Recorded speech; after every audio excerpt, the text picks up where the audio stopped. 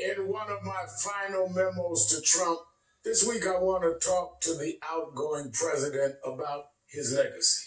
Because, Mr. President, what goes around comes around. You spent 4 years trying to undo all the work that President Obama did in 8.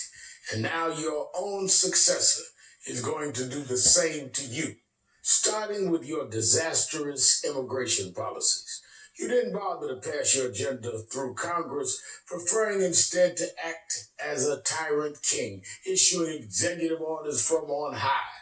But unfortunately for you, Mr. President, that means nearly every action took in service of your racist immigration agenda can also be overturned without congressional approval.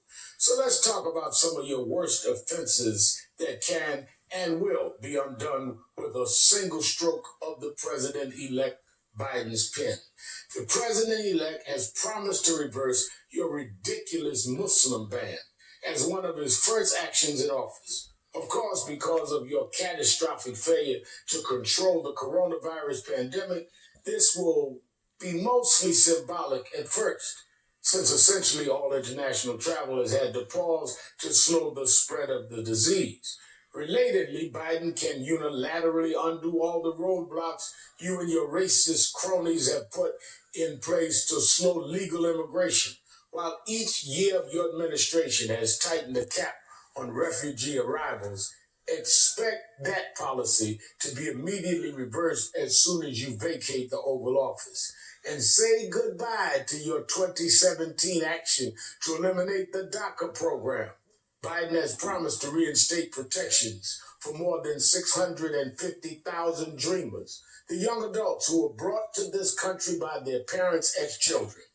Finally, let's talk about perhaps your most cruel and infamous immigration initiative, the zero-tolerance policy that led you to separate thousands of children, some babies in their mother's arms, from their families at the border. Years later, more than 500 of those kids are still separated from their parents. Joe Biden has promised on day one to assemble a task force that will locate those families and reunite them at last. And unlike in your administration, these actions won't be overseen by Biden's adult children or even his son-in-law. No, President-elect Biden has indicated he will nominate qualified professionals to run important government agencies, including Alejandro Mayorkas, the first Latino to be Secretary of Homeland Security, which oversees immigration enforcement. So, Mr. President, get ready for life after the White House. You're in for a rude awakening, because no matter how much gold leaf you plaster all over your tacky residence in Mar-a-Lago, you will never be a king.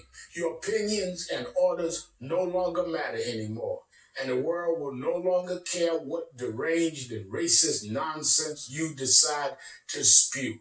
Indeed, I look forward to completely ignoring you, unless you and your lackeys end up in court to be prosecuted for some of the outrageous activities you enabled during your political career. For that, I might even follow you on Twitter. We'll be right back.